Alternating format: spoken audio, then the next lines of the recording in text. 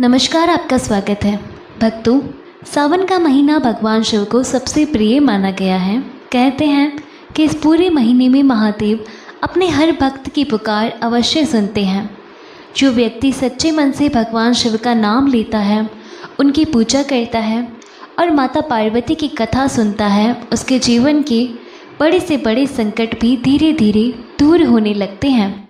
शास्त्रों में बताया गया है कि भगवान शिव भोले हैं। वे अपने भक्त की भक्ति देखते हैं। उसके पास कितना धन है या वह कितना बड़ा व्यक्ति है, यह नहीं देखते। वहीं माता पार्वती अपने भक्तों को सुख, सौभाग्य और अखंड सौभाग्य का आशीर्वाद देती है।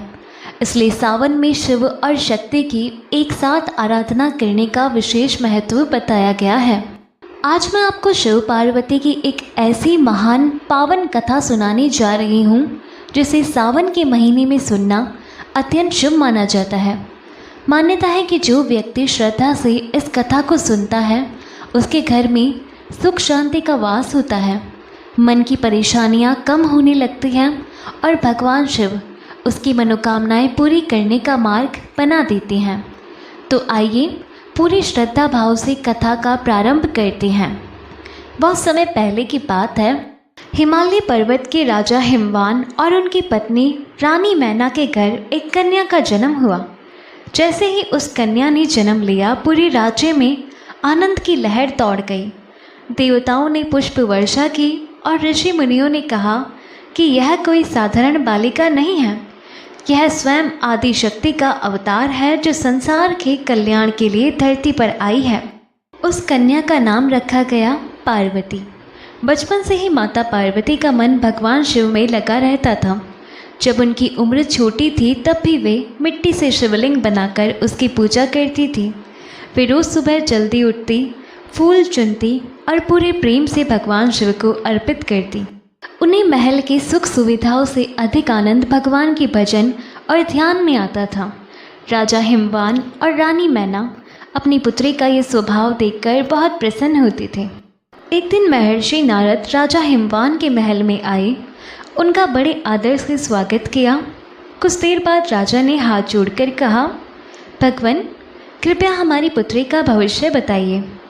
महर्षि नारद ने माता पार्वती को देखा और मुस्कुराने लगे। उन्होंने कहा, राजन, आपकी पुत्री अत्यंत भाग्यशाली है।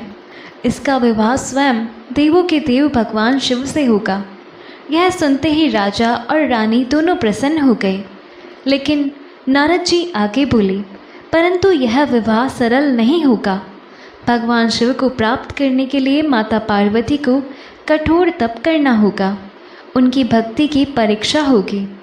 नारद जी की बातें सुनकर माता पार्वती के मन में एक ही संकल्प जाग उठा। उन्होंने उसी क्षण निश्चय कर लिया कि वह भगवान शिव को ही अपना पति बनाएगी और इसके लिए चाहे कितनी भी कठिन तपस्या करनी पड़े, वह पीछे नहीं हटेगी। समय बीतता गया। माता पार्वती बड़ी होती गई, लेकिन उनका संकल्प कभी नहीं बदला।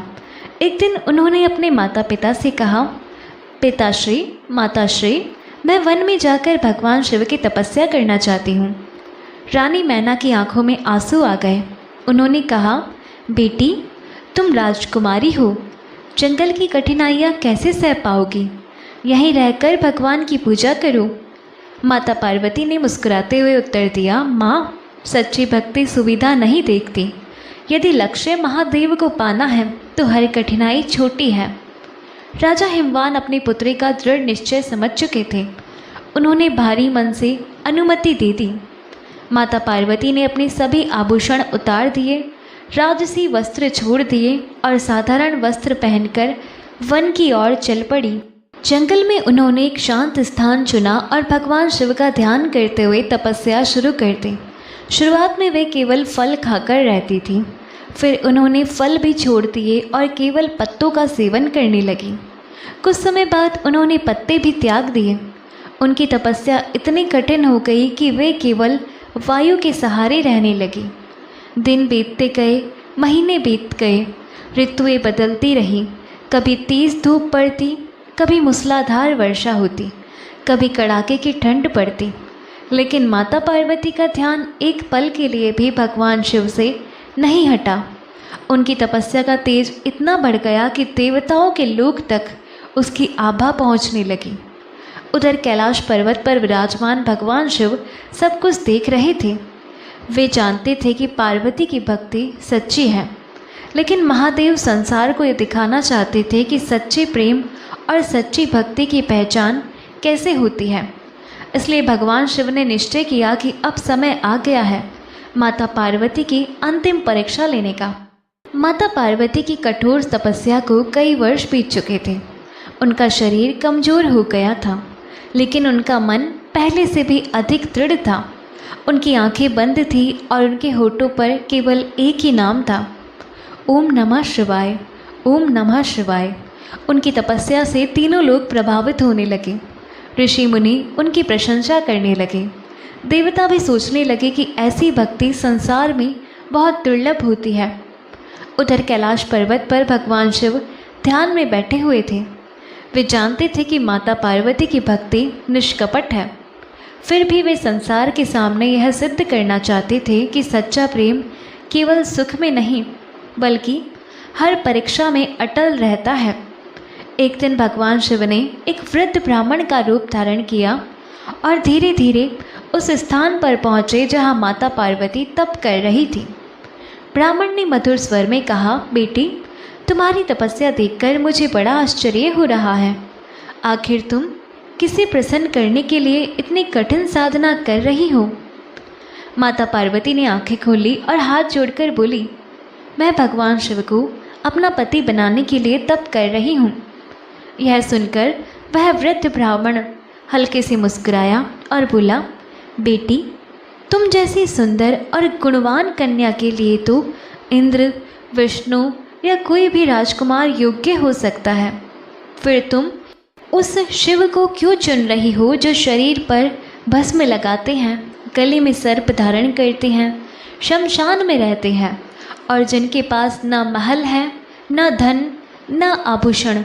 ब्राह्मण की बातें सुनकर माता पार्वती शांत रही, लेकिन जब उसने भगवान शिव के बारे में और भी अपमानजनक बातें कहनी शुरू की, तब माता पार्वती ने दृढ़ स्वर में कहा, बस कीजिए, आप अतिथि हैं इसलिए मैं आपका सम्मान कर रही हूँ, लेकिन मेरे आराध्य के बारे में एक भी अपशब्द मैं नहीं सुन सकती।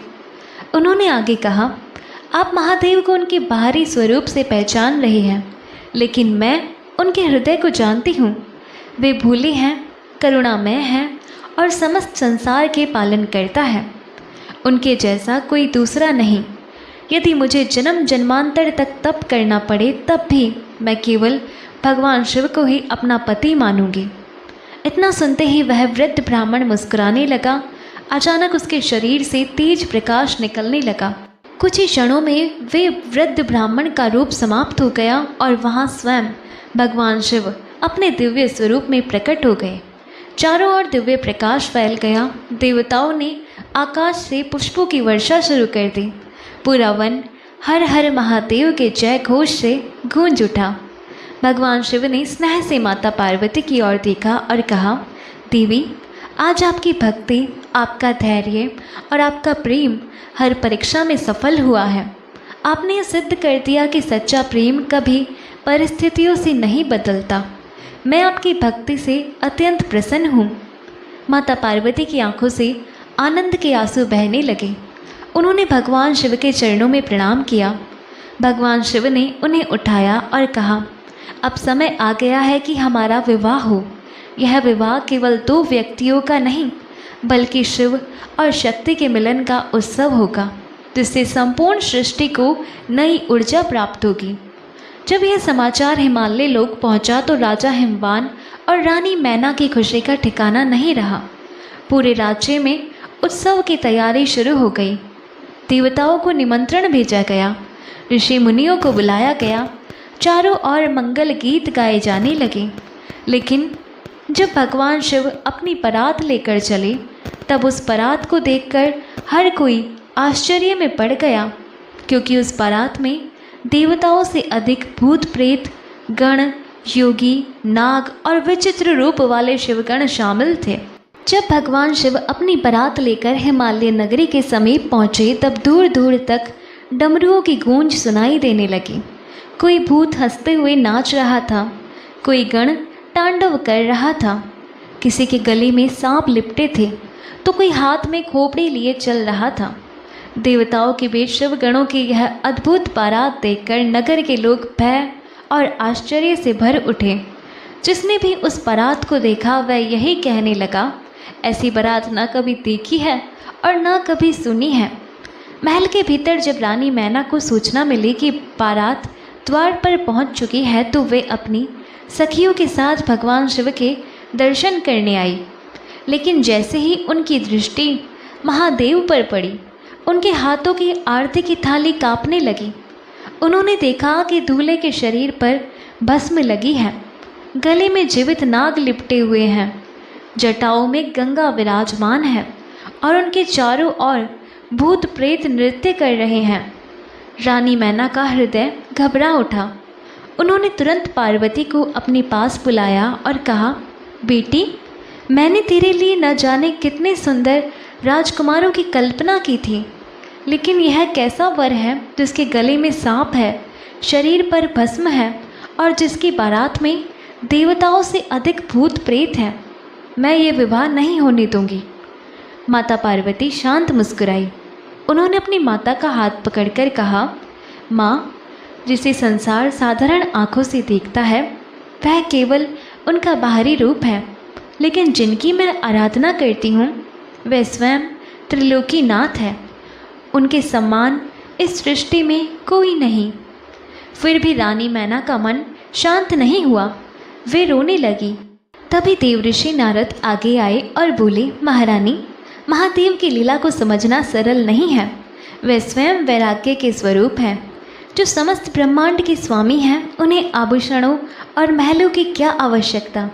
वे अपने भक्तों को ये सिखाने आए हैं कि मनुष्य का मूल्य उसके वस्त्रों और वैभव से नहीं बल्कि उसके गुणों से होता है। इतने में भगवान विष्णु, ब्रह्मा जी और सभी देवताओं ने भी रानी मैना को समझाया। फिर सभी ने भगवान शिव से प्रार्थना की कि प्रभु, कृपा करके अपना वह दिव्य स्वरूप दिखाइए जिससे माता मैना का भ्रम दूर हो जाए। महादेव मुस्कुराए।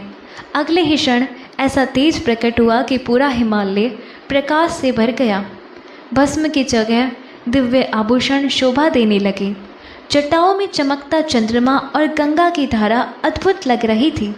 उनके शरीर पर दिव्य पीताम्बर सुशोभित था और उनके मुखमंडल का तेज करोड़ों सूर्यों के समान चमक रहा था। भगवान शिव का वह अलौकिक स्वरूप देखकर रानी मैना की आंखों से आंसू बह निकले। उन्होंने हाथ जोड़कर कहा, महादेव, मुझे क्षमा कर दीजिए, मैं आपके वास्तविक स्वरूप को पहचान नहीं सकी। भगवान शिव ने बड़े प्रेम से कहा, माता, इसमें आपका कोई दोष नहीं। संसार में अधिकांश लोग बाहरी रूप देखकर ही निर्णय कर लेते हैं। जो हृदय की सुंदरता को पहचान लेता है वही सच्चा ज्ञानी कहलाता है। यह सुनकर रानी मैना ने भगवान शिव की आरती उतारी और अत्यंत हर्ष के साथ माता पार्वती का हाथ महादेव के हाथों में सौंप दिया। शुभ मुहूर्त में वैदिक मंत्रों के बीच भगवान शिव और माता पार्वती का दिव्य विवाह संपन्न हुआ। देवताओं ने आकाश से पुष्प वर्षा की, गंधर्वों ने मधुर संगीत गाया और चारों ओर एक ही जयघोष गूंज उठा, हर हर महादेव। भगवान शिव और माता पार्वती के विवाह के बाद पूरा कैलाश आनंद से भर उठा। देवता अपने अपने लोक लौट गए, लेकिन माता पार्वती के मन में एक प्रश्न बार बार उठ रहा था।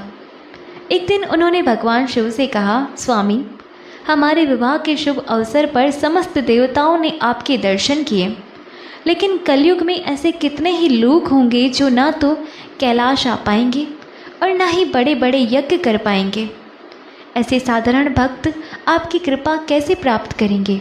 भगवान शिव मुस्कुराए और बोले, देवी, भक्त का हृदय ही मेरा सबसे बड़ा मंदिर है। जो सच्चे मन से मेरा स्मरण करता है, मैं स्वयं उसके पास पहुंच जाता हूँ।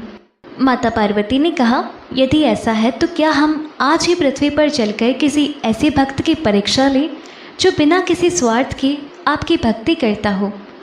भगवान शिव ने प्रसन्न होकर कहा, चलो देवी, आज एक ऐसे भक्त से मिलते हैं जिसकी भक्ति संसार के लिए उदाहरण बनेगी। इतना कहकर भगवान शिव और माता पार्वती ने साधारण वृद्ध दंपत्ति का रूप धारण किया और पृथ्वी लोक की ओर चल पड़ी। कुछ दूर एक छोटा सा गांव था। गांव के किनारे मिट्टी की एक टूटी फूटी झोपड़ी थी। उसी झोपड़ी में एक गरीब लकड़हारा अपनी पत्नी के साथ रहता था। वह प्रतिदिन जंगल से लकड़ियाँ काट कर लाता, उन्हें बेचकर जो कुछ मिलता उसी से घर का गुजारा चलता। कई बार तो ऐसा भी होता कि पूरे दिन की मेहनत के बाद भी 2 वक्त का भोजन नसीब नहीं होता। लेकिन एक बात पूरे गांव में प्रसिद्ध थी, चाहे घर में अन्न हो या ना हो, चाहे शरीर थक कर टूट गया हो, वह लकड़हारा हर सुबह नदी से जल लाता, जंगल से 3 बेलव पत्र चुनता और पास के छोटे से शिवलिंग पर चढ़ाकर पूरे प्रेम से कहता, भोलेनाथ, मेरे पास आपको देने के लिए कुछ नहीं है। यह जल भी आपका है, ये पत्ते भी आपके हैं और यह जीवन भी आपका ही दिया हुआ है। बस मेरी भक्ति कभी कम मत होने देना। उसकी पत्नी भी हर दिन उसके साथ बैठकर ओम नमः शिवाय का जाप करती। एक दिन सावन का सोमवार था। सुबह से ही तेज वर्षा हो रही थी। लकड़हारा जंगल गया, लेकिन पूरे दिन में उसे बहुत कम लकड़ियाँ मिली। शाम तक उसके पास इतने ही पैसे आए कि मुश्किल से थोड़ा सा आटा और थोड़ा सा नमक खरीद सका। दोनों पति पत्नी ने सोचा, आज भगवान का प्रसाद चढ़ाकर यही रोटी खा लेंगे। उसी समय झोपड़ी के बाहर किसी वृद्ध की आवाज़ सुनाई दी, कोई है बेटा? बहुत दूर से आए हैं, बहुत भूख लगी है, क्या थोड़ा सा भोजन मिल सकता है? लकड़हारी ने दरवाज़ा खोला। उसने देखा कि एक वृद्ध दंपत्ति भीगते हुए काँप रहे हैं। उनके कपड़े पूरी तरह भीग चुके थे और चेहरों पर थकान साफ दिखाई दे रही थी। लकड़हारी ने बिना एक पल सोचे कहा, आइए बाबा, आइए माता, हमारा घर छोटा है लेकिन आपका स्वागत है। उसकी पत्नी ने धीरे से उसकी ओर देखा। घर में केवल 2 रोटियां जितना ही आटा बचा था। लकड़हारे की पत्नी कुछ क्षण के लिए मौन खड़ी रही। उसने धीरे से अपने पति के पास आकर कहा, सुनिए, घर में केवल 2 रोटियां जितना ही आटा बचा है। यदि यह भी हम अतिथियों को दे देंगे तो आज रात हम दोनों भूखे रह जाएंगे। सुबह काम पर जाने की ताकत भी नहीं बचेगी। लकड़हारी ने मुस्कुराकर अपनी पत्नी की ओर देखा और बोला, यदि हमारे दरवाजे से कोई भूखा लौट गया तो फिर हम भगवान शिव की पूजा किस मुंह से करेंगे? हम तो रोज़ उनसे दया मांगते हैं। आज यदि हम किसी पर दया नहीं करेंगे तो हमारी भक्ति अधूरी रह जाएगी। पत्नी ने अपने पति की बात सुनी और बिना कुछ कहे रसोई की ओर चली गई। उसने घर में बचा हुआ सारा आटा गूँथा, थोड़ा सा नमक मिलाया और चूल्हे पर 2 मोटी मोटी रोटियां सेक दी। घर में न घी था, न सब्जी, न दाल। उसने केवल थोड़ा सा नमक और 1 लोटा पानी रोटियों के साथ वृद्ध दंपत्ति के सामने रख दिया। वृद्ध दंपत्ति बड़े प्रेम से भोजन करने लगे, लेकिन भोजन करते करते वृद्ध ने लकड़हारे की ओर देखा और पूछा, बेटा, तुम दोनों ने भोजन कर लिया? लकड़हारा मुस्कुराकर बोला, हाँ बाबा, आप निश्चित होकर भोजन कीजिए। यह सुनकर उसकी पत्नी ने भी मुस्कुराते हुए सिर हिला दिया, जबकि दोनों ने सुबह से एक दाना भी नहीं खाया था। वृद्ध दंपत्ति समझ चुके थे। भोजन समाप्त होने के बाद वृद्ध ने फिर कहा, बेटा, बाहर बहुत तेज वर्षा हो रही है। यदि आज की रात हमें यहीं रुकने की अनुमति मिल जाए तो बड़ी कृपा होगी। लकड़हारे ने तुरंत उत्तर दिया, बाबा, यह घर आपका ही है। हम दोनों नीचे सो जाएंगे, आप दोनों इस खाट पर विश्राम कीजिए। इतना सुनकर वृद्ध की आंखों में संतोष झलक उठा। आधी रात बीत चुकी थी। बाहर बादल गरज रहे थे, बिजली चमक रही थी, लेकिन झोपड़ी के भीतर एक अद्भुत शांति थी। तभी अचानक पूरी झोपड़ी दिव्य प्रकाश से भर उठी। लकड़हारा और उसकी पत्नी घबराकर उठ बैठी। उन्होंने देखा कि सामने बैठे वृद्ध दंपत्ति का रूप बदलने लगा। कुछ ही क्षणों में वहाँ स्वयं देवों के देव भगवान शिव और माता पार्वती अपने दिव्य स्वरूप में विराजमान थे। भगवान शिव के मस्तक पर चंद्रमा चमक रहा था। जटाओं से गंगा प्रवाहित हो रही थी। गले में नाग सुशोभित था और माता पार्वती का दिव्य तेज पूरे वातावरण को आलोकित कर रहा था। यह दृश्य देखते ही लकड़हारा और उसकी पत्नी स्तब्ध रह गए। उनकी आंखों से आंसू बह निकले। वे दोनों दौड़कर भगवान शिव और माता पार्वती के चरणों में गिर पड़े। कंपित स्वर में बोले, प्रभु, हम आपको पहचान नहीं पाए। यदि कोई भूल हुई हो तो हमें क्षमा कर दीजिए। भगवान शिव ने उन्हें उठाया और स्नेहपूर्वक कहा, बस तुमने कोई भूल नहीं की। तुमने तो आज ये सिद्ध कर दिया कि सच्ची भक्ति केवल मंदिर में दीप जलाने से नहीं होती, बल्कि भूखे को भोजन कराने, अतिथि का सम्मान करने और निस्वार्थ सेवा करने से होती है। माता पार्वती ने प्रसन्न होकर कहा, आज तुमने अपनी भूख से पहले किसी और की भूख मिटाई है, इसलिए आज से तुम्हारे घर में कभी अन्न की कमी नहीं होगी और तुम्हारे परिवार पर हमारी कृपा सदैव बनी रहेगी। जैसे ही माता पार्वती ने यह वरदान दिया, उसी क्षण झोपड़ी में रखे खाली मटके अन्न से भर गए। सूखी लकड़ियों के स्थान पर सुगंधित चंदन की लकड़ियां दिखाई देने लगी। टूटी हुई झोपड़ी मानो पहले से कहीं अधिक सुंदर और सुखद लगने लगी। लकड़हारा और उसकी पत्नी बार बार भगवान शिव और माता पार्वती के चरणों में प्रणाम करते रहे। महादेव ने मुस्कुराकर कहा, याद रखो, जो व्यक्ति सावन के महीने में सच्चे मन से हमारा स्मरण करता है, दूसरों की सेवा करता है और अपने मन में अहंकार नहीं आने देता, उसकी रक्षा हम स्वयं करते हैं। इतना कहकर भगवान शिव और माता पार्वती अंतर्ध्यान हो गए। कहते हैं उस दिन के बाद से उस गांव में जब भी कोई दुखी या भूखा होता, सबसे पहले उसी लकड़हारे के घर का दरवाज़ा खटखटाता, क्योंकि उसने महादेव से यही वर मांगा था कि प्रभु, मुझे इतना दीजिए कि मेरे द्वार से कोई भी भूखा वापस न जाए। और यही सच्ची शिव भक्ति है।